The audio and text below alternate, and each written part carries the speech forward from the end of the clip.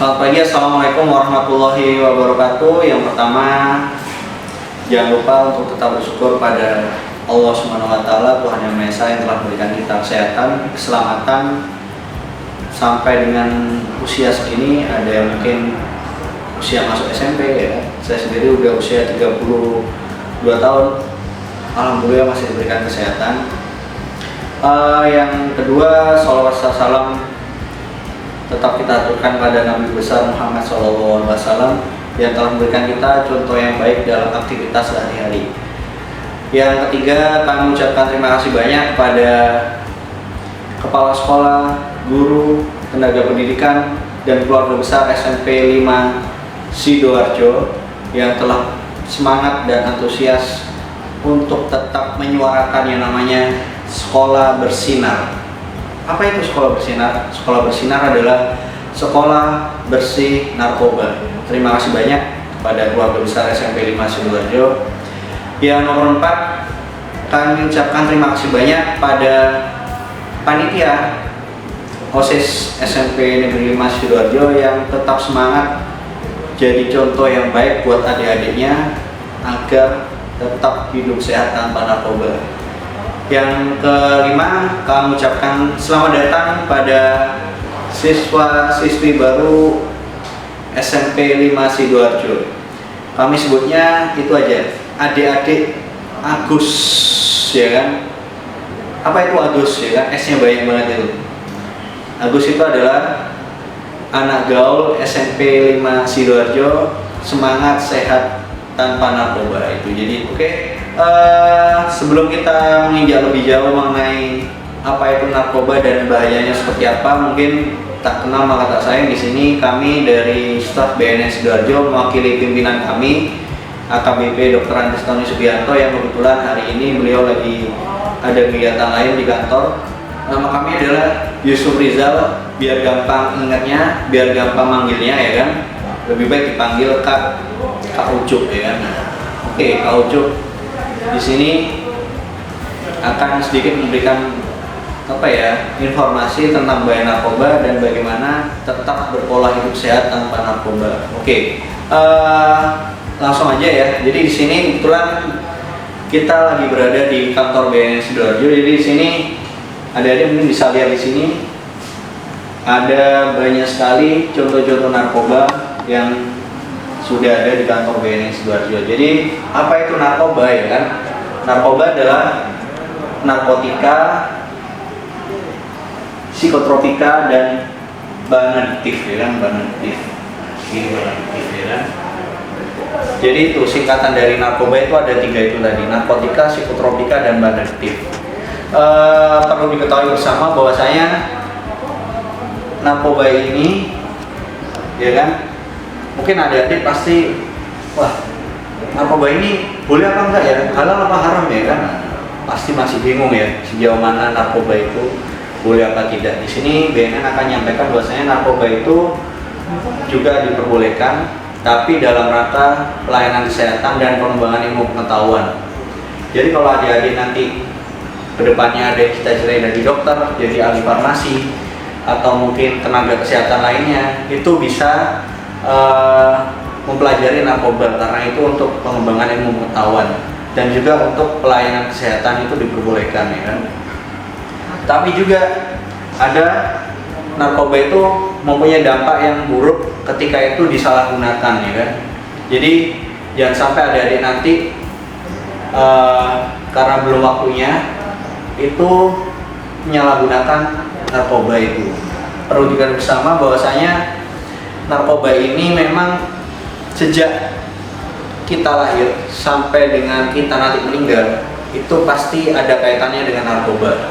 Coba bayangkan adik-adik, semua adik-adik sekarang baru lahir nih, ada yang baru lahir punya saudara apa punya adik kandung, itu pasti baru lahir aja biar ibunya melahirkan nggak sakit itu dikasih yang namanya narkoba ya kan, itu disuntik biar operasinya nggak sakit kayak gitu. Kemudian menginjak adik-adik usia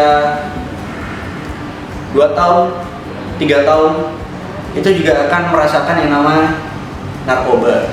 Tapi di sini mungkin yang perlu diantisipasi adalah kalau nanti BNN ini turun ke lapangan, ke sekolah itu biasanya kerjasama dengan UKS ya kan, nah, usaha kesehatan sekolah. Jadi dalam UKS itu ada namanya makanan minuman yang sehat, kantin sehat ketika di UKS. Nah, itu di sini adik-adik ketika nanti menginjak SSD, SMP juga akan mengetahui narkoba yang digunakan adik-adik juga. Contoh, seumpama adik-adik yang belum khitan nih, nah, ada yang sudah khitan atau belum ini SMP?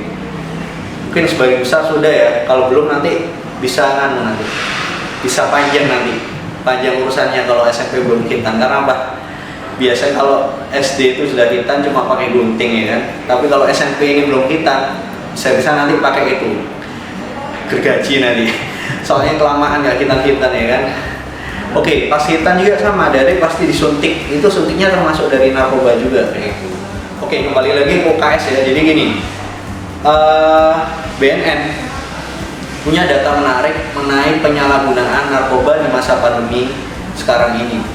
Jadi memang apa yang dikonsumsi itu kadang itu resmi ya kan, diperbolehkan dan juga sudah ada izinnya ya kan. Tapi ketika itu ketergantungan itu dampaknya akan kurang baik. Contoh gini, Kak Ucup pada bulan Ramadan kemarin nganterin anak kandungnya untuk khitan di RSUD Sidoarjo. Di situ Kak Ucup menemukan fakta menarik, ada anak SD usia 10 tahunan itu sedang dibedah urologi ya.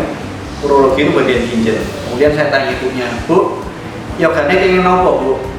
"Ini kalau Mas, kula ngeterakan kula kontrol nonton operasi ginjalnya bengkak ya.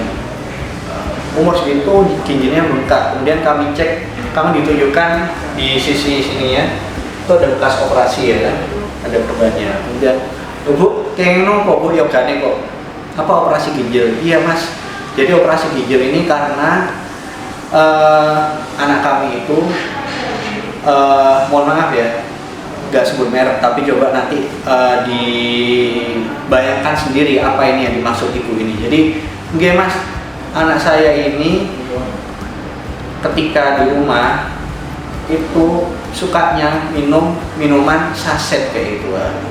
Coba nanti adik-adik coba dibayangkan sendiri minuman saset seperti apa yang bisa berdampak seperti itu.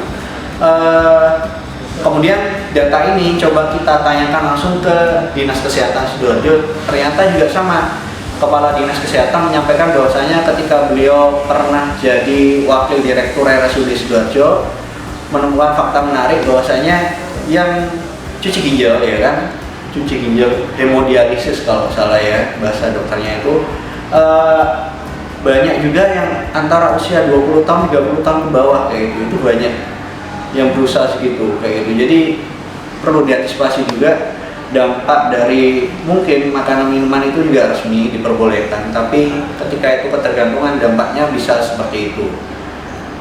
Kemudian yang kedua, di masa pandemi ini BNN juga menemukan fakta bahwasanya ketika anak-anak belajar daring itu belajar daringnya sulit ya kan. Yang pertama mungkin pulsanya habis, yang kedua mungkin sinyalnya nggak ada ya kan, yang ketiga itu nongkrong ya kan. Kemudian akhir 2020 kemarin BNN mengundang masing-masing sekolah itu 10 siswa ya kan untuk tes urin. Ternyata ditemukan fakta menarik bahwasanya siswa-siswa SMP negeri itu negeri loh ya, yang sulit belajar daring itu nongkrong dan mohon maaf akhirnya tingkat kedisiplinannya itu kurang ya kan. Saya pribadi Kak Ucup suka nongkrong, jujur aja Kak Ucup ini sebelum nikah juga nongkrong di warkop. Ya saya sekedar ya baca koran atau mungkin makan mie atau minum teh gitu jam 9 jam 9 jam 10 sudah pulang kayak itu. Tapi fakta yang menarik adalah ketika nongkrong ini nongkrongnya nggak pulang-pulang ya kan, mabarnya nggak pulang-pulang. Nah itu akhirnya berdampak pada pola makan dan pola hidup yang kurang sehat. Karena apa? Seharusnya anak sekolah ya kan, anak sekolah itu harusnya jam 5 jam 6 sudah mandi ya kan, jam 7 sudah sarapan, kemudian jam 7 sampai jam 10 itu belajar secara daring, kemudian jam jam 10 sampai setengah 11 istirahat, kemudian belajar lagi sampai duhur, ya kemudian ibadah ya kan. Mungkin kalau yang ada agama Kristen bisa beribadah di hari Minggu atau Sabtu itu kan. Nah, harusnya seperti itu terus menerus ya kan, tapi faktanya juga ternyata banyak nongkrong kayak itulah. Hati-hati juga, karena apa? Ditemukan fakta menarik ketika nongkrong itu apa yang dimakan, apa yang diminum itu kurang pas untuk kesehatan kayak gitu. Contoh ya, sumama ya, kalau sudah nongkrong itu biasanya lupa sarapan ya kan, atau kalau malam lupa istirahat kayak gitu. Kak Ucup punya cerita teman SD Kak Ucup dulu, SMP-nya dulu di salah satu SMP negeri di Sidoarjo juga. Kemudian itu sama, Kak Ucup punya teman setelah lulus SMA, teman Kak Ucup ini kerjanya malam ya kan, suka nongkrong karena memang kerjanya malam, bongkar pasang terop ya kan. Bongkar pasang terop itu akhirnya apa? Dia tuh biar kuat melek makan minuman yang pil penguat atau yang suplemen kayak itu, akhirnya biar kuat melek. Itu berlanjut terus sampai usia 25 tahun. Ketika teman-teman SD mau bikin reuni SD, teman Kak Ucup ini kita samperin, kita undang ke rumahnya. Ternyata teman Kak Ucup ini mulai sakit, badannya kurus ya kan, kelopak matanya ini menghitam, ujung jarinya juga menghitam kayak itu. Kemudian itu tadi tidak lama kemudian usia 26 teman Kak Ucup ini meninggal ya kan. Innalillahi wa inna ilaihi raji'un.